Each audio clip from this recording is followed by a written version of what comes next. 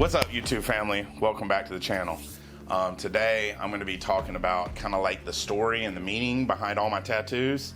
I mean, yes, I'm a bodybuilder and this channel's about bodybuilding and fitness and everything like that, but I'd be remiss if I didn't like talk about the tattoos because they're definitely like part of who I am. They all have like a significance to me. They were all like an expression of an emotional state of being at a time, or an expression of, you know, where I'm at or where I'm headed in life. They're really all very personal. So the very first one, I mean, everybody starts with one, right? The very first one is on my right wrist. It's a kanji. It's Chinese for vigorous, great strength. And vigorous is like, you know, unrelenting, undaunting, unlessening strength of like, and to me, meaning like mind, heart, body, and soul. So where this came from is when my son was 4 years old, my wife and I got divorced. I'd always pictured that we would, that my son would like grow up in my house with me, you know? And so facing the reality that, you know, he would be with me sometimes, you know, because we'd have joint custody, but he wouldn't like be in the house with me all the time, like growing up. That was like, at that point in my life, the hardest thing that I ever had to face was the reality that, you know, I wasn't gonna have my son with me at all times. So I put it right here on my right wrist, because I'm right-handed, so that I would see it all the time and remind me to be strong no matter what. Through any adversity, I could make it through, you know, and I would make it through this situation as well.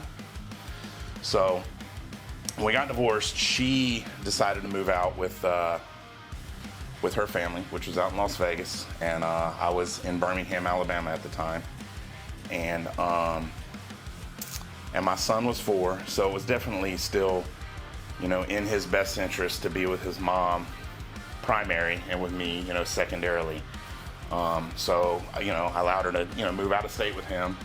And at the time I was appraising real estate, and I was gonna move out there and be full-time dad, you know, live in the same town, coach the Little League, you know, be in the same town, you know, have him be able to stay for weekends and holidays and everything. You know, when it's across the country, it's a little more difficult. When you're in the same town, it's a lot easier.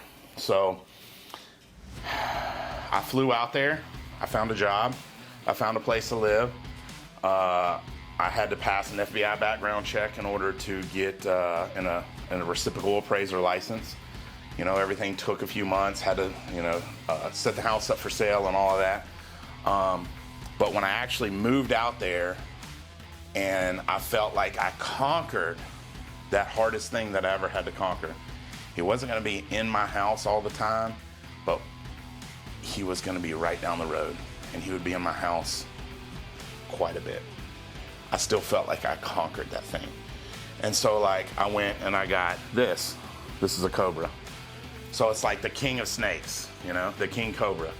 You know, this little snake can, one bite can drop an elephant, you know, drop a rhinoceros. You know, it's one of the king of beasts. And coupled with the fact, it kind of had dual meanings. So at the time I had picked up kickboxing also. And I was training under this Grandmaster Toddy. And Grandmaster Toddy, he had trained 187 world champions at the time. He taught Muay Thai, so he had, you know, the reason I say 187 world champions is because there's all kinds of different, you know, there's bare knuckle, there's, you know, so many weight classes, and just like, this was back when MMA and everything was just getting started, you know. So he was like, Richard, there are two kind of fighter. He said, they are the grappler and they are the striker. He said, you know grapple. He said, you are a striker. And so that kind of stuck with me. And like when I thought about the snake, it like had those dual meanings. It was like what I was doing right then, and then it was also like signifying like the conquering of something. So it was just perfect. So the artist's name is Victor Whitmill. He was out of Paradox Studios. He was the one that actually did this tattoo back in 2004. So I got this second tattoo, and life happened. Years and years and years went by. I stopped kickboxing. I got out of shape. I ended up leaving Las Vegas, coming back to Alabama. Almost 2 decades went by, and I ended up with a problem with drugs, and then I ended up getting clean. I got clean October 21st, 2009. So somewhere along the line of like 10 years plus, I was like, I really wanted to signify this accomplishment in ink. But at the time I was fat. I mean, really fat. I was like 350 pounds fat, overweight. Still worked out at the gym, super strong, but like clearly didn't have anything about diet about me. And as I shared in my first video, about 2 years ago, my wife passed, and I finally just found it within myself to get back in shape and to lose the weight. The same God that helped get me clean was the same God that I used His strength to get a hold of my diet and to take control of things. So as I started to lose the weight, I felt like I was a good canvas again. So there was 2 reasons that I had not gotten the tattoo to signify the freedom from addiction. It was first, I felt like I wasn't a good canvas because I was clearly not in the best shape of my life. And second, I hadn't found an artist. I'm not one of those people that just goes to any artist. I really wanted somebody that could truly artistically express themselves through ink, through me. So I was scrolling through Facebook one day, and somebody was like, hey, who's the best artist around? And 9 or 10 different people all tagged Josh Eon Johnson. All right, so I find this guy's Facebook, and I send him a message, nothing. I can see that he's listed out of Denver, as his home studio, but yet he's tattooing all these people in Pensacola, and I can't find where he's at.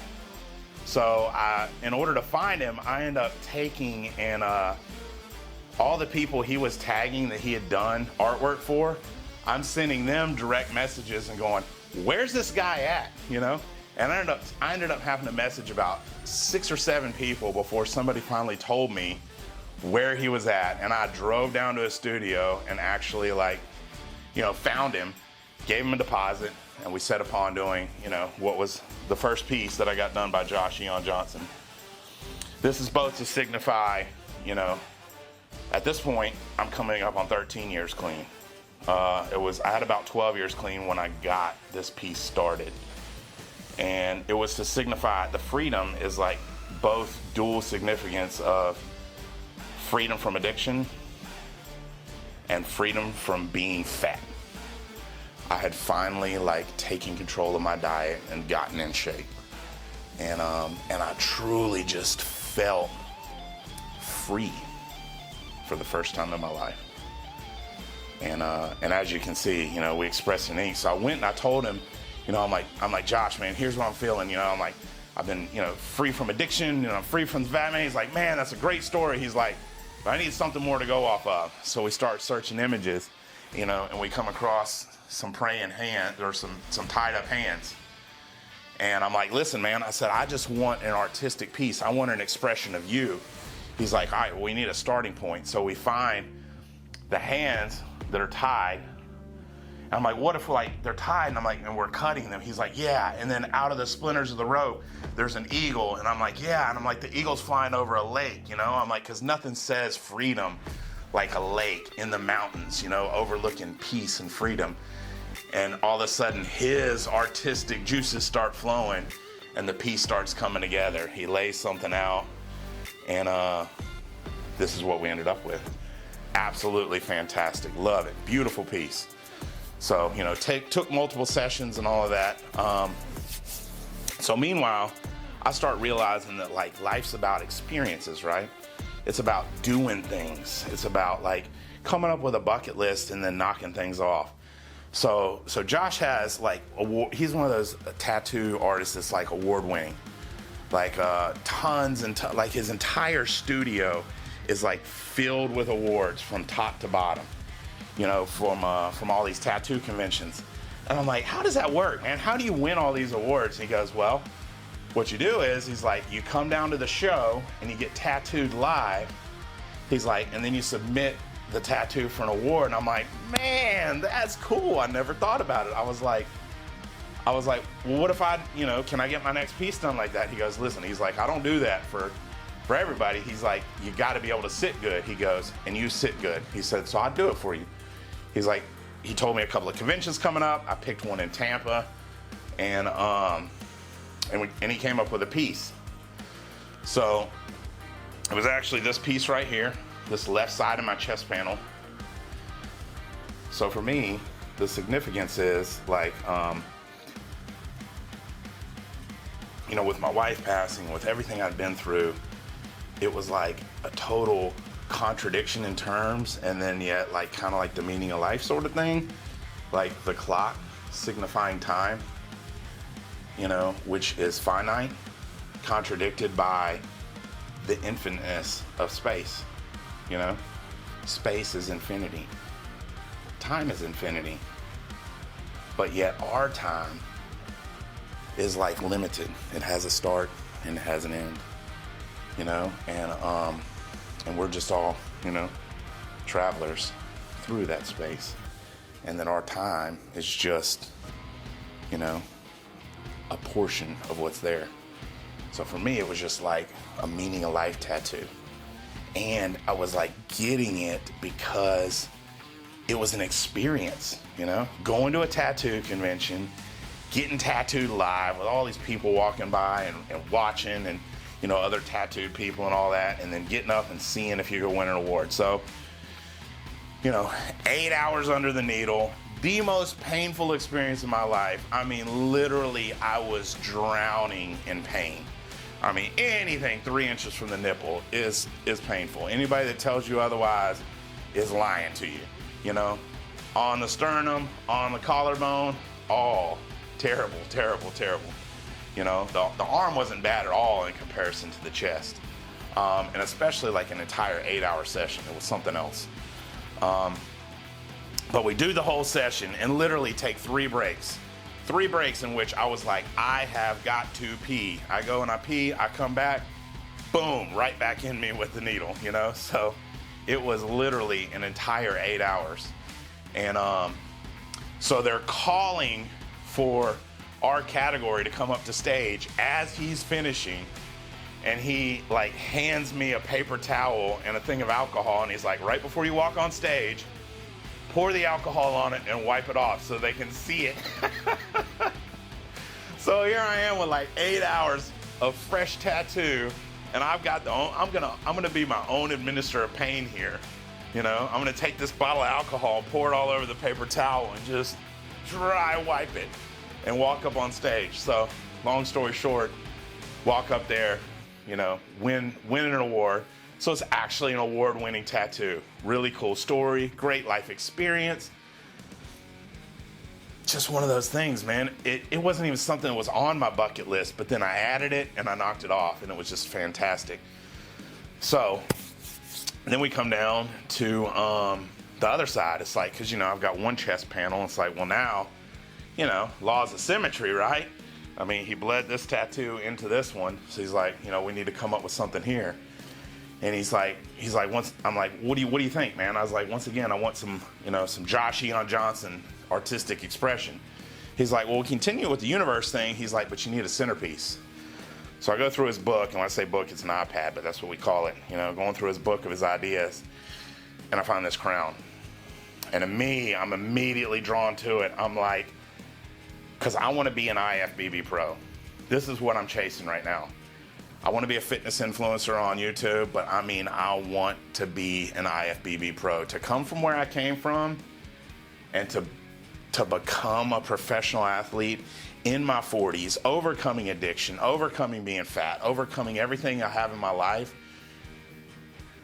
it's just an amazing story. So I'm all in, 100%. I'm chasing that crown. You see what I'm saying? But right here, through God, all things are possible. That's like that hand of God, reaching up And it's like, with his help, you know, we're not alone in this universe. I'm not alone on my journey, you know? And that's kind of like what this all means and how it all comes together, right? So finally, also in between there, this tattoo that I got done originally by Victor Whitmill, you know, it was a great tattoo. Looked fantastic for 2004. Still looked like a tattoo from 2004. So, you know, luckily enough, Josh was willing to like go back in it and like go over it, bring it back to life, you know, make it look, you know, newer. So the final thing that I'm going, in a few weeks, I will get a background for this and we'll go over the snake one more time. But because of the significance of where it came from, the travel to Las Vegas, you know, the journey there, part of the adventure, we're gonna have the Las Vegas sign in the background, little desert, little sunset. It'll kind of offset the sunset and the scenery going on over here, you know, and the colors will flow from one to the other, so it'll all seamlessly be one cohesive piece. But that's the story, that's the significance, and that's like some of the meanings and the emotions behind, you know, this artwork that I've been so blessed to find true artists to like really like not only express how I feel, but through his own artistic expression as well, man. Art is just a beautiful thing, man. And I'm so glad to like get to be a part of it. So, long story short, live your life today, man. You know, dare to dream. If you have a bucket list, knock some things off. Add a few things to it and knock those off. Live your life, because it's not forever. You only get one shot, so live it for today. If you like the video, like the video. Smash the subscribe button, hit the notification bell so you can catch all future videos. Throw a comment down there, show me some love. I love you guys. Thanks for watching.